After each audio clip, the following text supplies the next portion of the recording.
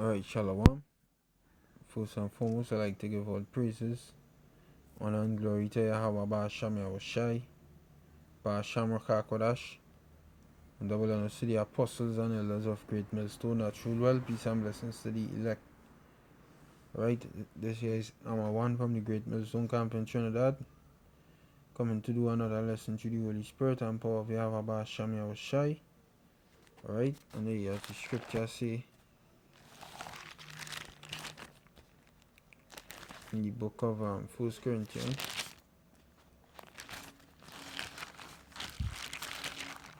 it is will coming to a freaking end. Everybody who believes in this world, they have a freaking hard days ahead. 1 Corinthians 14 and 1. It says, follow after charity and desire spiritual gifts, but rather that ye may prophesy. Alright? And that is what our Heavenly Father sent us out here to do. And where exactly are we in prophecy?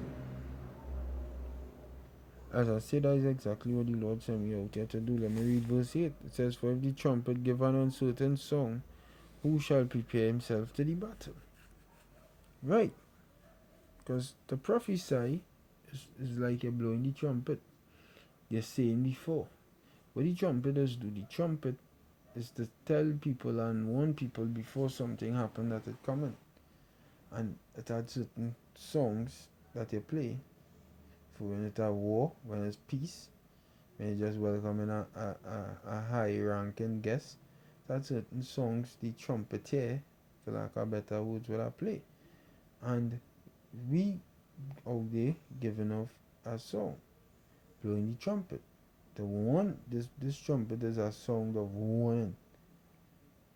Right? To tell Jakes to prepare themselves for the battle because the enemy is about to come in like a flood, but they don't want to hear us. They don't want to hear us. So where exactly are we in prophecy right now? We are at the last point of prophecy. Alright, so let me read the book of Daniel, chapter 7 and verse 6. I'll read from 6. It says, after this I beheld, and lo, another like unto a leopard. So Daniel saw visions, right? And these visions were similar or were the same as Nebuchadnezzar's dream. But Daniel saw it in a different way. But it was the same vision as Nebuchadnezzar, but Daniel saw it as beast, and Nebuchadnezzar saw it as a statue with the head of gold and silver and bronze and brass and iron mixed with miry clay. Right? So where we reach here now is verse 6. It says, after this I beheld, and lo, another like a leopard, and that leopard was Alexander the Great, alright, which had upon the back of it 4 wings of a fowl. The beast had also 4 heads, and dominion was given to it. Right? And that was Greek. That was the Greeks. Verse 7, after this I saw in the night visions, and behold, a 4th beast, dreadful and terrible, and strong exceedingly, and it had great iron teeth. It devoured and brake in pieces, and stamped the residue with the feet of it, and it was diverse from all the beasts that were before it, and it had 10 horns. That was Rome. Alright, that was Rome. So the Greco-Roman world,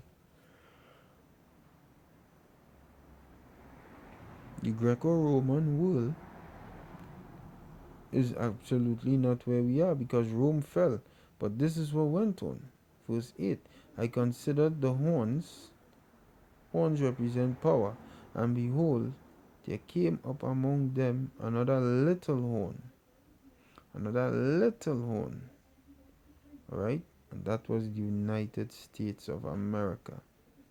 Because within those horns of Rome, and after the fall of Rome, that little power shoot out. Right? It come from that same Roman way, because America is Rome in the reincarnation, for lack of a better term, which reincarnation mean back in the flesh, but America come back in the same spirit as the Roman Empire, the same mentality of the Roman Empire. Because it say consider the horns. The horns, what horns? The 10 horns which was upon the fourth beast. He considered the horns, and there came up among them another little horn. Another little horn. Right? Because it come from that same beast. Okay?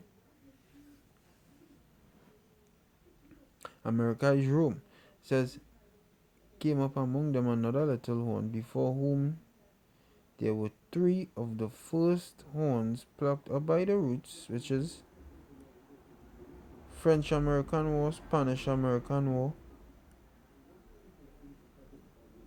and the English-American War. Because all the French, the Spanish, and the English were all part of the original 10 horns. But the United States fought against them when they were coming into power. Alright? They fought against them. It says,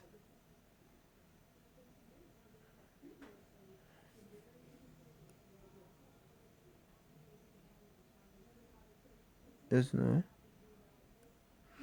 Right, it says, and behold, in this horn were eyes like the eyes of man, and a mouth speaking great things. The eyes are the eyes of man, the presidents and leaders.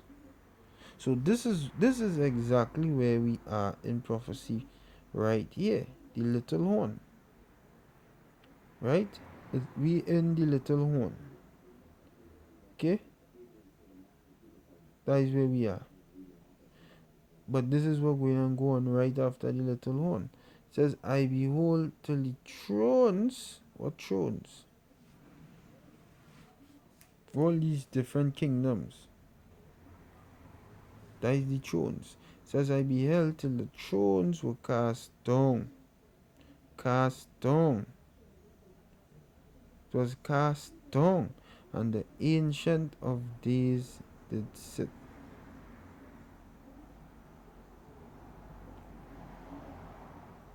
The Ancient of Days did sit. Who is that? That's Yahweh. The Supreme Yahweh. Because when he comes back, he's coming back to take down this little horn, whose garment was white as snow. Because America started off small and insignificant, but they grew into something huge. Whose garment was white as snow, and the hair of his head like the pure wool. So when the Lord, what the Lord coming back to do? To cast down the thrones. The thrones of who? The thrones of these various rulers who rule on the earth. So guess what? This is where we are in prophecy.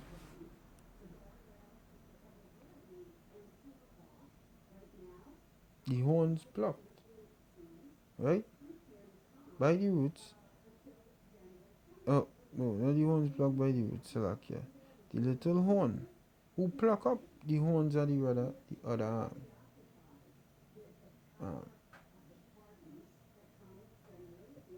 The pluck up the horns of the other part of the beast who was the original part of the original 10 horns in battle.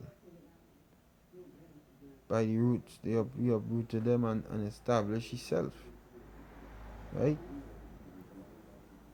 He established himself on the face of the earth as a world power now.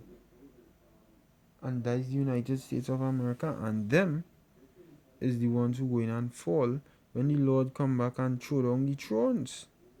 I beheld till the thrones were cast down, because you have a lot of, like, every president is a king for the country, but it just be called president now. But really them as kings. So this is exactly where we are in prophecy. So that means we do not have long again to go in Babylon. Right? Because the Ancient of Days comes right after America. So Yahweh coming to destroy United States of America. That is what we coming to do. This is Micah chapter 2. Micah chapter 2 and verse 10. It says, Arise ye and depart, for this is not your rest. Because it is polluted, it shall destroy you, even with a sore destruction. This is not our rest. Alright? Our rest is with the Ancient of Days and the only begotten Son. So that is why he is coming back to throw down the thrones of these heathen and exalt his people upon the face of the earth, which is the Hebrews, the Israelites. Alright? According to what the flesh, as the Apostle Paul said. Okay?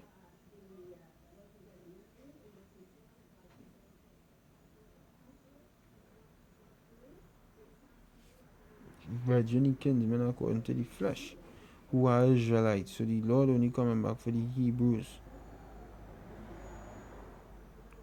That is why we arose and departed from this place, because we realize this is not our rest. This is a polluted place. Terribly, terribly polluted. The minds of the men and the women absolutely polluted. And so that is why we flee from Babylon and enter into heavenly Jerusalem. Jerusalem which is above. It is free. And we find serenity and hope there. And dwell with this wicked ass world who trying to let we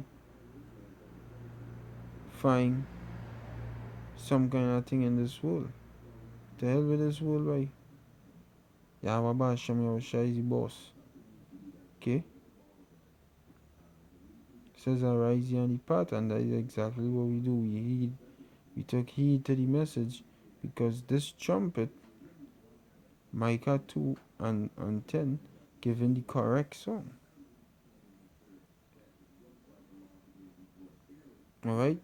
And when it give the correct song to let we know, hey, battle coming all your way. We arose on the path. We get we mind out of this Babylon. And start back to focus on our power, who is mighty to save. But not you people outside here. Well, you're focusing on Esau. Esau can't save all you. He bringing the hell. What the hell go and save all you? He bringing it. Okay?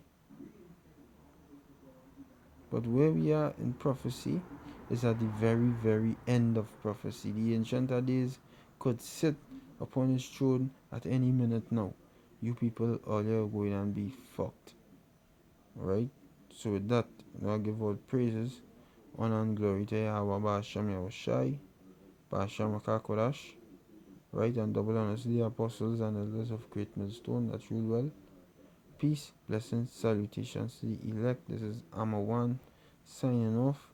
I will say Shalom to the elect. Shalom.